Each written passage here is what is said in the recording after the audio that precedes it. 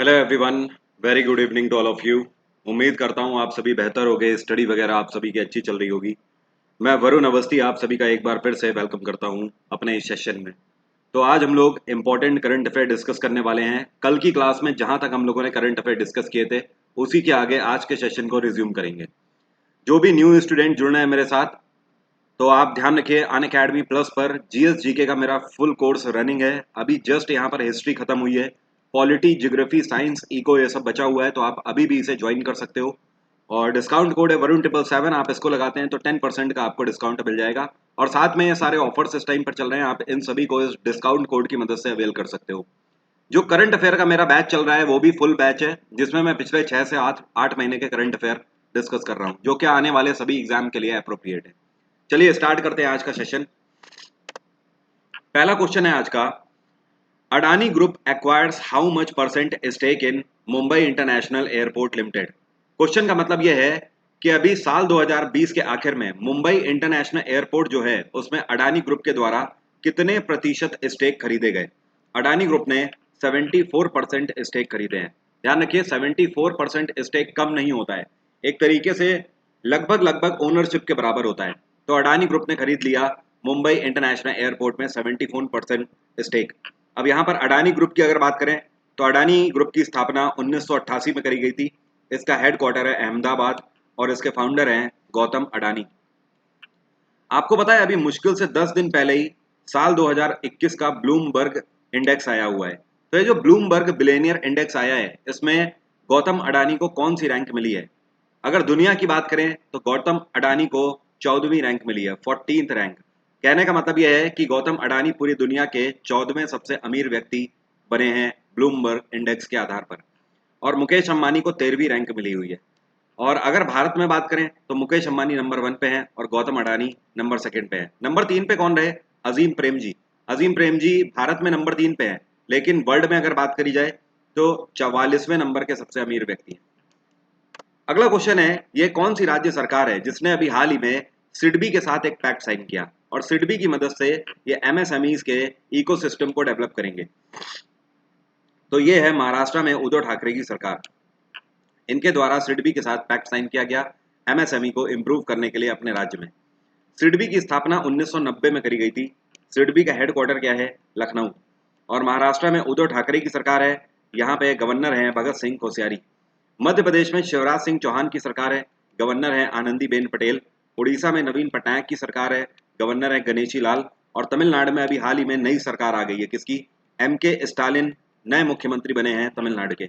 और गवर्नर कौन है? बनवारी लाल पुरोहित। आप सभी को आवाज मेरी क्लियर है क्या? दिवांग रस्तोगी का पूछ रहे हैं एमएसएमई क्या है। देखिए, इसको बोलते हैं micro small and medium enterprises. जो भारत में सूक्ष्म और लघु उद्योग करने वाले जो लोग होते हैं उनको भारत सरकार की तरफ से एमएसएमई मिनिस्ट्री का गठन करके उनके डेवलपमेंट के लिए स्कीमें लॉन्च करी जाती है। और इस टाइम पे एमएसएमई मिनिस्टर कौन है? ये है नितिन गडकरी। नितिन गडकरी ट्रांसपोर्ट मिनिस्टर भी है। अगला क्वेश्चन है, ये कौन सी भारतीय कंपनी है जो कि दुनिया की 40वीं मोस्ट वैल्यूएबल फर्म डिक्लेयर करी गई। मतलब अगर दुनिया में बात करें तो दुनिया में 40th रैंक इसको वैल्यूएबल शिप में हासिल हुई है। ये है रिलायंस इंडस्ट्रीज लिमिटेड। आरआईएल बनी 40th मोस्ट वैल्यूएबल फर्म है दुनिया की। और आपको बता दूं, पहली ऐसी कंपनी रिलायंस इंडस्ट्रीज लिमिटेड बन गई है जिसने 210 बिलियन यूएस डॉलर का आंकड़ा पार कर दिया। कितना? 210 बिलियन यूएस डॉलर। अगला क्वेश्चन है, when was World Suicide Prevention Day observe. हर साल वर्ल्ड सुसाइड प्रिवेंशन डे कब मनाया जाता है? यह मनाया जाता है 10 सितंबर को। क्या आप बता सकते हो अभी हाल ही में एनआईए के नए डायरेक्टर जनरल कौन बनाए गए हैं? आप में से कौन बता सकता है एनआईए के नए डायरेक्टर जनरल कौन बनाए गए हैं? चलिए, मैंने आपसे पूछ दिया है, जिनको पता है वो लोग कमेंट बॉक्स में लिखकर बताइए। अदरवाइज ये क्वेश्चन मैंने कल सुबह के करंट अफेयर में डाला है, सुबह 4 बजे आपको पता लग जाएगा। चलिए अभी बता देता हूँ। अच्छा, मुझसे भी रुका नहीं जा रहा है। ये हैं कौन? ये हैं कुलदीप सिंह, आईपीएस अधिकारी कुलदीप सिंह। ठीक है। और कुलदीप सिंह इस टाइम पर इनको ये अतिरिक्त पदभार दिया गया है एनआईए का डायरेक्टर जनरल बना के। ऑलरेडी ये डायरेक्टर जनरल हैं कौन सी डिफेंस यूनिट के, बता सकते हो? Kuldeep Singh already director general हैं। वर्तिका का आंसर पहले ही आ चुका है, बिल्कुल सही, सीआरपीएफ के डायरेक्टर जनरल हैं और पिछले 6 महीने में ही इनको अपॉइंट किया गया था सीआरपीएफ के डायरेक्टर जनरल के रूप में। अब इनको एनआईए का भी पदभार दे दिया गया है। अगला क्वेश्चन है, प्राइम मिनिस्टर नरेंद्र मोदी के द्वारा प्रधानमंत्री मत्स्य संपदा योजना जो लॉन्च करी गई थी और साथ में ई गोपाला एप्लीकेशन भी लॉन्च किया गया था, ये कौन से राज्य में लॉन्च किया गया था? तो ई गोपाला ऐप और प्रधानमंत्री मत्स्य संपदा योजना बिहार में लॉन्च करी गई थी प्रधानमंत्री नरेंद्र मोदी के द्वारा। और बिहार में इसको लॉन्च जरूर किया गया है, ये मत समझना कि केवल बिहार के किसानों के लिए लॉन्च किया गया है, ये पूरे भारत के किसानों के लिए लॉन्च किया गया है, लेकिन लॉन्च बिहार से किया गया है, ये इसका मेन रीजन है। और प्रधानमंत्री मत्स्य संपदा योजना का मतलब पता है क्या है? मछली उत्पादन और पशुपालन पर डेवलपमेंट करना, मतलब ज़्यादा से ज़्यादा फिशरी पर प्रोडक्शन बढ़ाना। और साथ में ई गोपाला एप्लीकेशन का मेन मोटो ये है कि अगर जैसे ऐसे लोग, आप मान लीजिए कि मछली उत्पादन करना चाहते हैं तो आपको फिशरीज का लाइसेंस लेना पड़ेगा, ठीक है।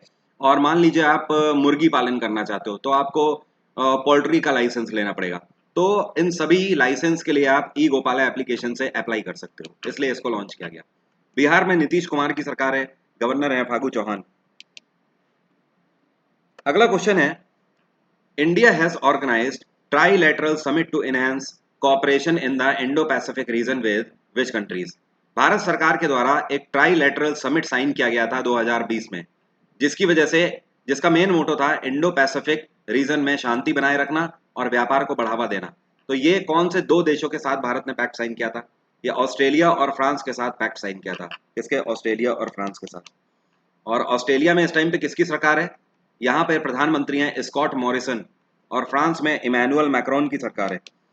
ऑस्ट्रेलिया की कैपिटल है कैनबरा, फ्रांस की कैपिटल है पेरिस, इजिप्ट की कैपिटल है कायरो, इंडोनेशिया की कैपिटल है जकार्ता, श्रीलंका की कैपिटल है जयवर्धने कोट्टे और कोलंबो, ईरान की कैपिटल है तेहरान, मंगोलिया की कैपिटल है उलान बतर और न्यूजीलैंड की कैपिटल है वेलिंगटन। अगला क्वेश्चन है, India signed an agreement with which nation for supplies and services between the arm forces? ये कौन सा देश है जिसके साथ हम लोगों ने एक पैक्ट साइन किया है? और ये पैक्ट किस लिए साइन किया गया? ये पैक्ट इसलिए साइन किया गया है कि जब हमें ज़रूरत पड़ेगी तो ये देश आर्म्ड फोर्सेस से हमारी मदद करेगा, और अगर इनको ज़रूरत पड़ेगी तो इंडियन आर्मी इनके मदद के लिए तत्पर रहेगी।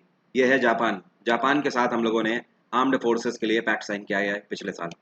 जापान में इस टाइम पे प्राइम मिनिस्टर कौन है? ये हैं योशिहिदे सुगा। क्या नाम है? Yoshihide Suga. ये कौन है भाई?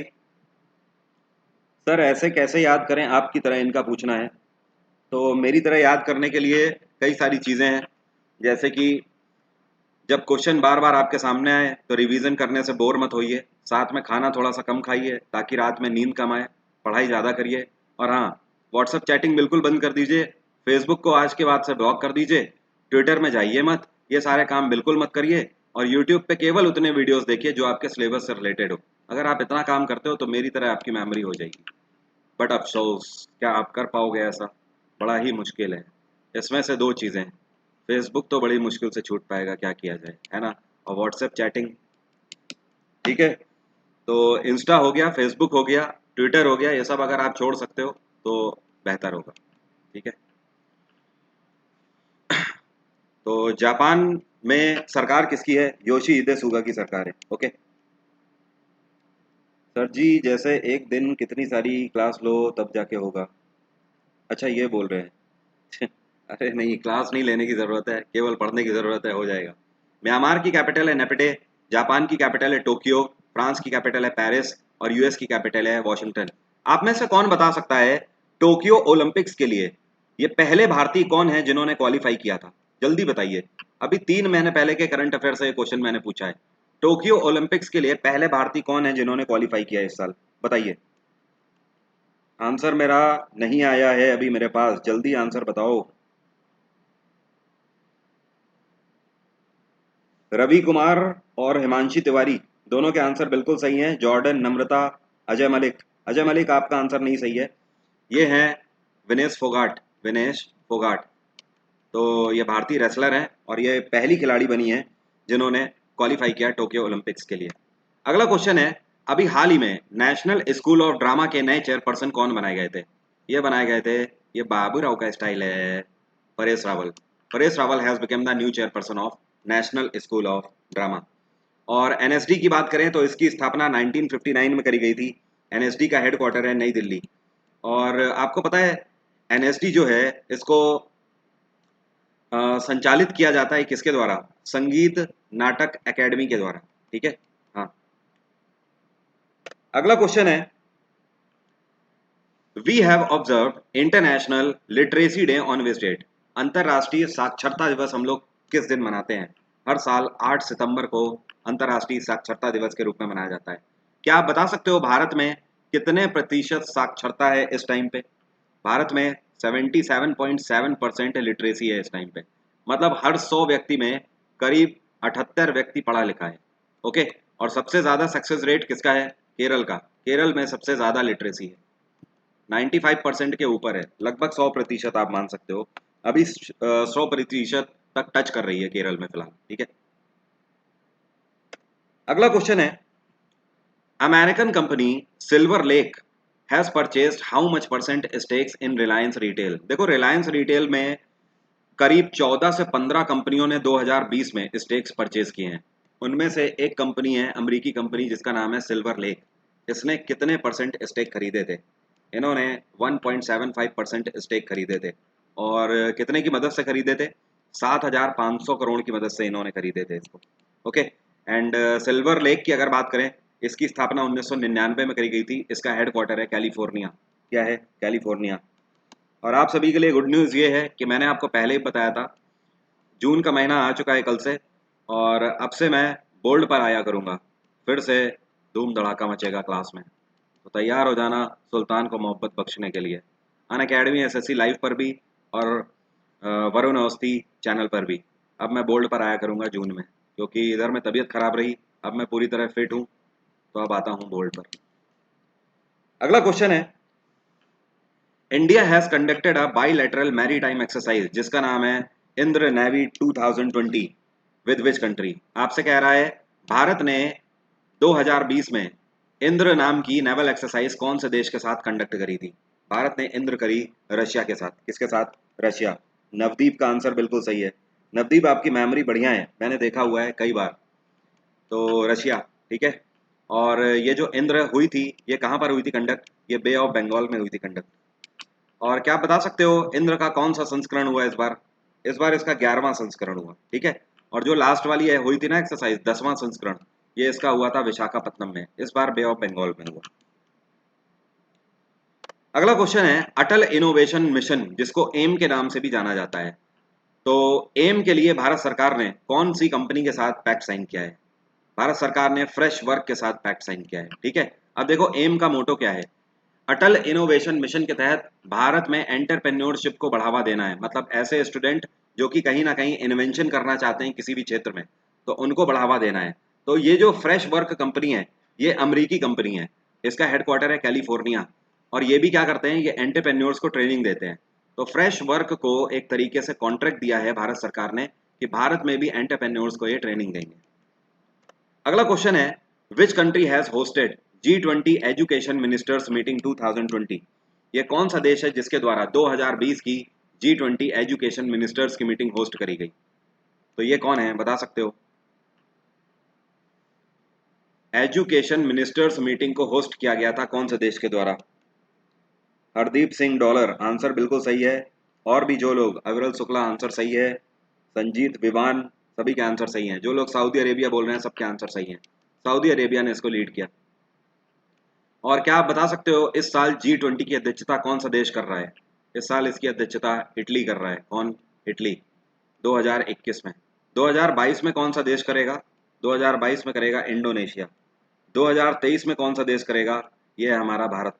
भारत करेगा 2023 में G20 की अध्यक्षता। और 2024 में कौन करेगा? ब्राजील करेगा, ब्राजील। ठीक है।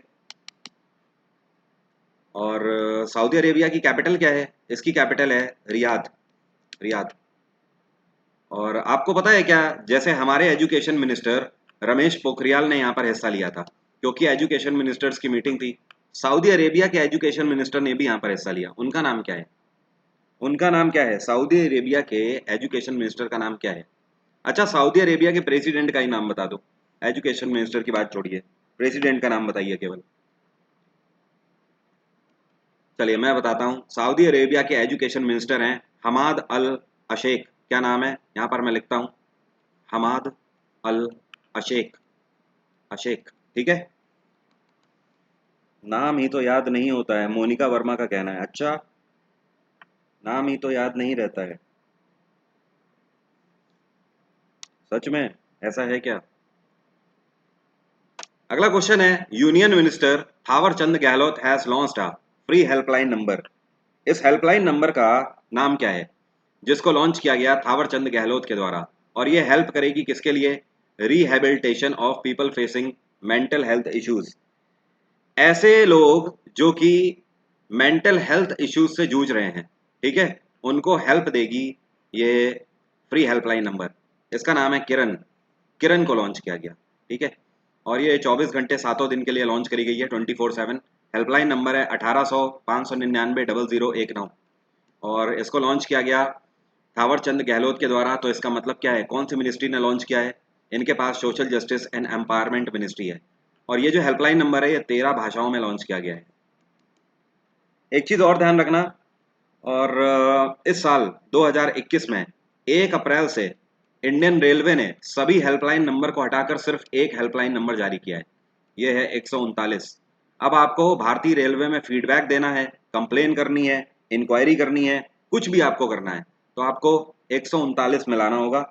और 139 को 12 भाषाओं में लॉन्च किया गया है, 12 लैंग्वेजेस में। सबका समाधान आपको एक ही नंबर पे मिलेगा। तो ये काफ़ी अच्छी पहल करी गई है। लोग डिफरेंट डिफरेंट नंबर याद भी नहीं रख पाते हैं, एक ही नंबर बढ़िया है।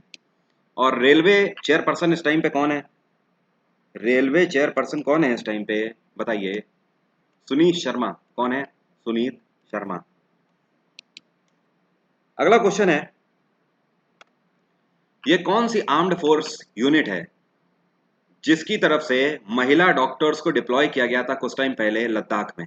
लद्दाख में जो हमारी यूनिट है और वहां के लोगों की देखभाल के लिए महिला डॉक्टर्स की यूनिट, ये कौन सी आर्म्ड यूनिट है जिसके द्वारा डिप्लॉय करी गई? तो आपको पता होना चाहिए, ये यूनिफॉर्म ही आईटीबीपी की है। दूर से ही देख के आपको पता लग जाना चाहिए। आईटीबीपी ने महिलाओं की यूनिट लॉन्च करी, वहां पर डिप्लॉय करी। आईटीबीपी की स्थापना 1962 में करी गई थी। इसका हेडक्वार्टर है नई दिल्ली। और आईटीबीपी के डायरेक्टर जनरल हैं इस टाइम पे सुरजीत सिंह देसवाल। कौन? एसएस देसवाल। और क्या आप बता सकते हो बीएसएफ के डायरेक्टर जनरल कौन है इस टाइम पे? आईटीबीपी का फुल फॉर्म है मानस, इसको बोलते हैं Indo Tibetan border police. BSF border security force के डायरेक्टर जनरल कौन है? राकेश अस्थाना, ठीक है। नीलाक्षी आंसर सही है। अगला क्वेश्चन है, external affairs minister doctor S Jaishankar has attended Shanghai corporation organisation foreign ministers meeting in which city. आपसे कह रहा है हमारे external affairs minister doctor S Jaishankar के द्वारा एससीओ के फॉरेन मिनिस्टर्स मीटिंग में हिस्सा लिया गया। तो ये कौन से शहर में आयोजित करी गई थी? ये रशिया के मॉस्को में आयोजित करी गई थी, मॉस्को में, ठीक है। चलिए अच्छा बताइए, अभी मैंने शाम वाली क्लास में बताया था, ये कौन सा देश है जहां पर अभी कुछ टाइम पहले भारतीयों के लिए एक हाई कमिश्नर्स बिल्डिंग बनाई गई है? बताइए।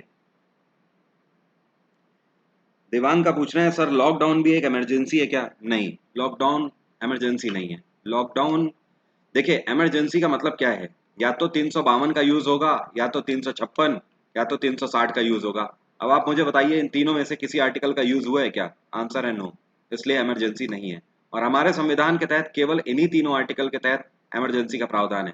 चौथी तरीके की कोई भी इमरजेंसी नहीं है। तो हम ऐसा कह ही नहीं सकते कि इमरजेंसी है।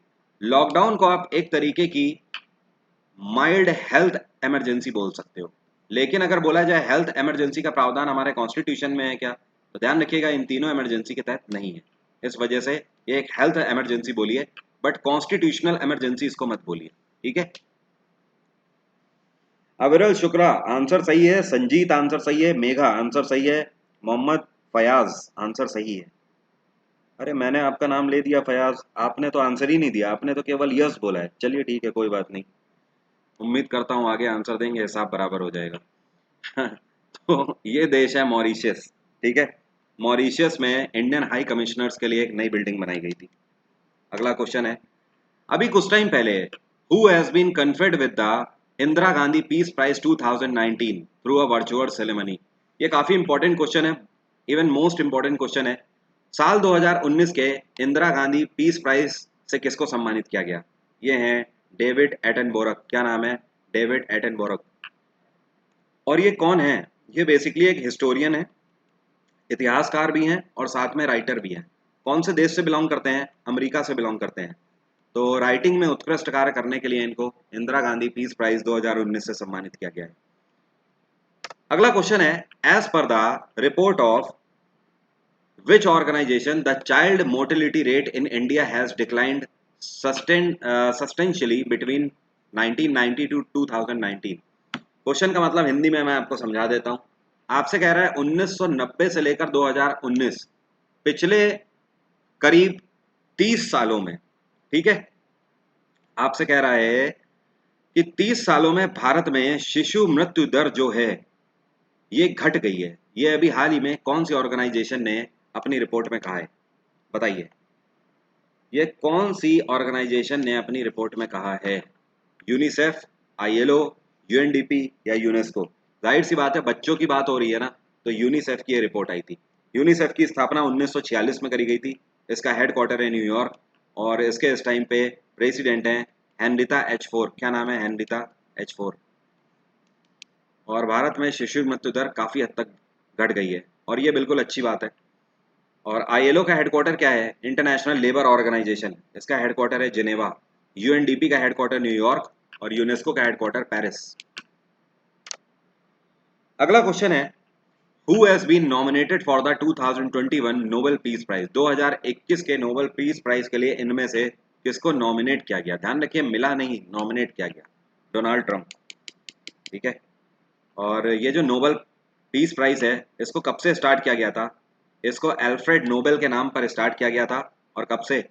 1901 से इसको स्टार्ट किया गया था। आप में से कौन बता सकता है कि आज तक सबसे ज्यादा नोबेल पीस प्राइज किसको मिले हैं? बता सकते हो? आज तक सबसे ज्यादा नोबेल पीस प्राइज किसको मिले हैं? Maximum Nobel peace prize. तो ध्यान रखना, ये ऑर्गेनाइजेशन है international committee of Red Cross. क्या बोलते हैं? International committee of Red Cross. इनको कितने नोबेल मिल चुके हैं? 3 बार नोबेल मिल चुका है। एक तो 1917 में, दूसरा 1944 में मिला था और तीसरा 1963 में मिला था। ये बहुत इंपॉर्टेंट क्वेश्चन है, अभी ये स्टैटिक जीके का क्वेश्चन बन चुका है। ठीक है, तो रेड क्रॉस को 3 बार सबसे ज्यादा बार नोबेल मिला है। अब चलिए करंट की बात कर लेते हैं। अगर आपसे पूछा जाए 2018 में नोबेल किसको मिला, तो एक नाम आपको ध्यान रखना है, नादिया मुराद। क्या नाम ध्यान रखना है? नाडिया मुराद। इनको मिला नोबेल पीस प्राइज 2018 का। और एक नाम आपको और ध्यान रखना है, 2018 में डेनिस मैकवेग को भी मिला था। डेनिस मैकवेग। उसके बाद 2019 का ध्यान रखना, किसको मिला? 2019 का एबी अहमद को मिला। किसको? एबी अहमद। और 2020 का तो अभी आपने देख ही लिया, एटनबर्ग। ठीक है, सॉरी, 2020 का नहीं, एटनबर्ग नहीं। क्या बता सकते हो किसको मिला है 2020 का? बताइए जल्दी से, आप ही बता दो किसको मिला है 2020 का। प्रशांता कुमार का कहना है सर प्लीज हेल्प। बताइए क्या हेल्प कर सकता हूँ आपकी? बताइए, बताइए क्या हेल्प कर सकता हूँ? बोलिए क्या हेल्प कर सकता हूँ, बोलिए।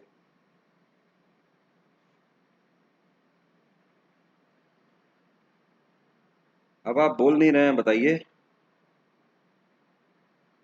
यूट्यूब पर भी कोई क्लास शुरू की जाए, माखन लाल का कहना है। बेटा ये यूट्यूब ही तो है, इसको फेसबुक थोड़ी कहते हैं।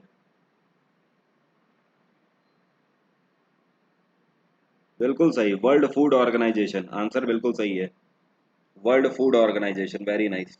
चलिए आगे बढ़ते हैं। ये कौन है भाई? इनका कहना है सर एक बार पीएसयू के लिए भी बता दो जीएस कैसे पढ़नी है। देखिए पीएसयू की अगर बात करें तो करंट अफेयर पर फोकस रखना, साथ में थोड़े ऐसे क्वेश्चन निकालना गवर्नमेंट की स्कीम्स पर ध्यान देना वहाँ पर।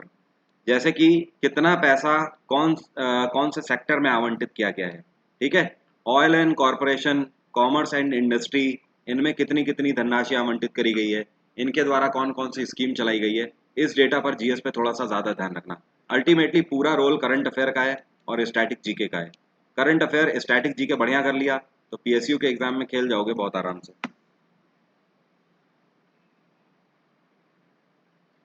सर जी, अलाउद्दीन खिलजी को अलेक्जेंडर सेकंड की उपाधि कौन दिया था? राघव चेतन? नहीं भैया, राघव चेतन ने नहीं दी थी, लोगों ने दी थी उस टाइम पे। कुछ चीज़ें वेरीफाइड नहीं होती हैं।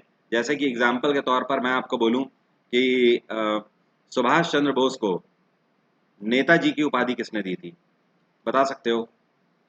सुभाष चंद्र बोस को नेताजी की उपाधि किसने दी थी? बता सकते हैं कोई? बताइए जल्दी से, बताइए भाई। सुभाष चंद्र बोस को नेताजी की उपाधि किसने दी थी? महात्मा गांधी ने दी थी ना। अब ये चीज आप कहाँ से वेरीफाई करोगे? पता है, बहुत सारे ऐसे सोर्सेज हैं जो कि इस चीज को डिनाई कर देते हैं, ठीक है। तो अल्टीमेटली कुछ चीजें ऐसी हैं जो कि कहीं ना कहीं जाके रुक जाती हैं, जहां पर पूरे कंप्लीट सोर्सेज हमें नहीं मिलते हैं, इस वजह से। अगला क्वेश्चन है, recently which state government has proposed Ganga expressway? जैसे कि यमुना एक्सप्रेसवे है, उसी तरीके से गंगा एक्सप्रेसवे कौन सी राज्य सरकार बना रही है? यमुना एक्सप्रेसवे भी उत्तर प्रदेश में ही है, और उत्तर प्रदेश सरकार ही गंगा एक्सप्रेसवे भी बनाएगी, ठीक है। और ये जो गंगा एक्सप्रेसवे है, ये कहाँ से कहाँ तक बनेगा? ये प्रयागराज से लेकर मेरठ तक कनेक्ट करेगा। कितने किलोमीटर का ये प्रोजेक्ट है? ये 594 किलोमीटर का प्रोजेक्ट है। कितना? 594 किलोमीटर, प्रयागराज से लेकर मेरठ तक जाएगा, ठीक है। और जो यमुना एक्सप्रेसवे है, ये कहाँ से कहाँ तक है? ये आपका गाजियाबाद दिल्ली से कनेक्ट करता है, और कहाँ तक? आगरा तक कनेक्ट करता है, ओके। अगला क्वेश्चन है, which state government has launched first of its kind educational chat bot named as Aapka Mitra? आपसे कह रहा है ये कौन सी राज्य सरकार है जिसके द्वारा एक एजुकेशनल चैट बॉट लॉन्च किया गया जिसका नाम है आपका मित्र? चैट बॉट का मतलब समझते हो? जैसे आप लोग अगर अन अकेडमी यूज करते हो, तो आपका अगर कोई फीडबैक होता है या कोई कंप्लेन होती है जो रेज करनी होती है, तो उसमें आप देखते हो आपके साथ आपके सामने एक चैट बॉट आता है, जिसमें आप अपनी कंप्लेन लिखते हो और उधर से हाई लिख कर आता है बाय डिफॉल्ट, ठीक है। तो ये रोबोटिक फॉर्म होता है, ये रोबोटिक प्रोग्राम होता है जो आपको बाय डिफॉल्ट क्या करता है, आपके क्वेश्चन को समझ के आंसर करता है। That is called artificial intelligence based chat bot. इसको लॉन्च किया गया आपका मित्र नाम से। कौन सी राज्य की सरकार के द्वारा? हरियाणा खट्टर सरकार के द्वारा लॉन्च किया गया इसको, ठीक है। और ये किसके लिए लॉन्च किया गया? क्योंकि उस टाइम पर लॉकडाउन चल रहा था, तो जो अंडर ग्रेजुएट कोर्सेज जो लोग कर रहे थे ना, उनकी इंक्वायरी के लिए कि उनकी यूनिवर्सिटी और कॉलेजेस कब खुलेंगे, वो इसमें पूछ सकते थे। और हरियाणा में गवर्नर कौन है? सत्यदेव नारायण आर्य।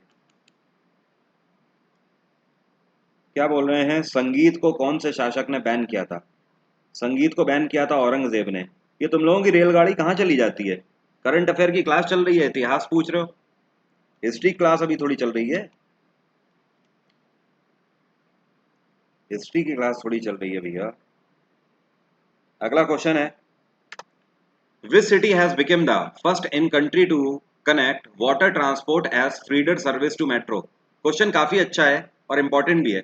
ये भारत का कौन सा ऐसा पहला शहर बन गया है जिन्होंने मेट्रो रेल तक फीडर सर्विस दी है वाटर ट्रांसपोर्ट की? मतलब अगर नहीं समझे हिंदी में तो ऐसे समझो, मान लीजिए ये है मेट्रो स्टेशन, तो मेट्रो स्टेशन के चारों तरफ यहाँ पर पता है लेक और रिवर है, तो आप यहाँ पर बोट से आ सकते हो। तो बोट चलाइए सीधे मेट्रो तक पहुँचने के लिए। तो ये कौन सा शहर है? ये है कोची, केरल का कोची शहर में ये फैसिलिटी दी गई है। और इसको बनाया गया है, ये जो पूरी फीडर सर्विस बनाई गई है ना, ये बनाने के लिए 2618 करोड़ की लागत आई है। कितनी? 6218 करोड़ की। और केरल में आपको पता ही होना चाहिए, अभी हाल ही में पिनाराय विजयन की सरकार फिर से आ गई है। ये कौन सी बार ये मुख्यमंत्री बने हैं? दूसरी बार मुख्यमंत्री बन गए हैं ये, ठीक है। अरे मानस अभी कहा, तो मैं आ रहा हूँ बोर्ड पे। चलिए आज की बात यहीं तक रखते हैं, ठीक है। बाकी बातें नेक्स्ट क्लास में, और अब बोर्ड पे ही मेरी आपसे मुलाकात होगी। मे बी 1 या 2 दिन के बाद सेशन स्टार्ट हो जाएंगे, ठीक है। तो आज की बात यहीं तक रखते हैं। Bye bye, take care, have a nice day. अपना ख्याल रखिए आप लोग, आपका दिन मंगलमय हो। और हाँ, डेली के करंट अफेयर करते रहिए। डेली सुबह 4 बजे 4 AM मेरे करंट अफेयर आते हैं, ओके। और जो लोग भी जीएस के कोर्स ज्वाइन करना चाहते हैं वो लोग कर सकते हैं, अभी डिले नहीं हुआ है। अभी केवल हिस्ट्री कंप्लीट हुई है, जिसकी रिकॉर्डिंग लेक्चर्स आपको अनअकैडमी प्लस में मिल जाएंगे। डिस्काउंट कोड है वरुण 777, इसको लगा डाला तो लाइव झिंगा लाला। और ये जो कोर्स है ना, ये कोर्स जुलाई मंथ तक चलने वाला है, जुलाई फर्स्ट वीक में। उसके बाद ही मैं दूसरा कोर्स लॉन्च करूंगा, तब तक कोई कोर्स नहीं आएगा मेरा इसके अलावा। और इस टाइम पर एक करंट अफेयर का भी बैच चल रहा है, तो आपका उसमें भी फायदा हो जाएगा। Bye bye everyone, take care, have a nice day, good night.